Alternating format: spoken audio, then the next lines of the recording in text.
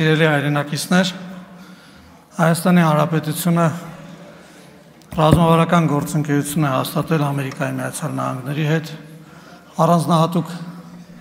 գործընկերություն ունի Ֆրանսիայի հետ, Ռուսաստանի հետ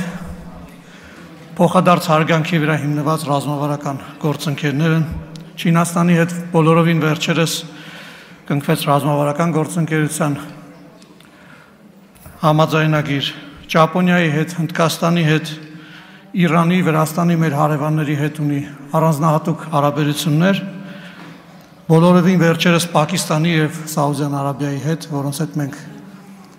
անկախությունից ի վեր չունեինք դիվանագիտական հարաբերություններ, հաստատվեցին դիվանագիտական հարաբերություններ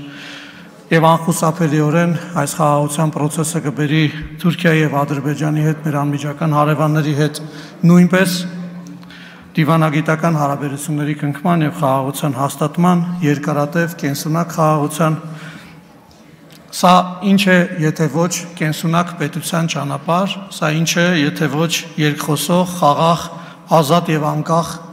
իր քաղաքացիների համար անվտանգության ամենաբարձր երաշխիքներ տվող պետության ճանապարհ։ Ես ընդհանրապես նշեցի զարգացումների մի փոքր մասը, բայց խաղաղության այս ճանապարհը ապահովելու է նաև գործարարների համար, քաղաքացիների համար կենսունակ միջավայր եւ արդեն իսկ ապահովում է եւ ես ընդհանրապես ուզում եմ ասել, որ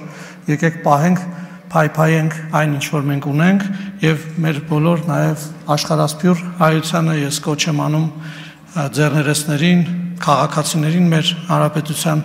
գալ Հայաստան եւ իրենց գործունեությամբ ամրապնդել այն խաղաղությունը, անկախությունը, ինքնիշխանությունը եւ փոխադարձ հարգանքի վրա հենված հարաբերությունների զարգացումը, որը այս պահին մենք կառուցում ենք։ Շնորհակալություն։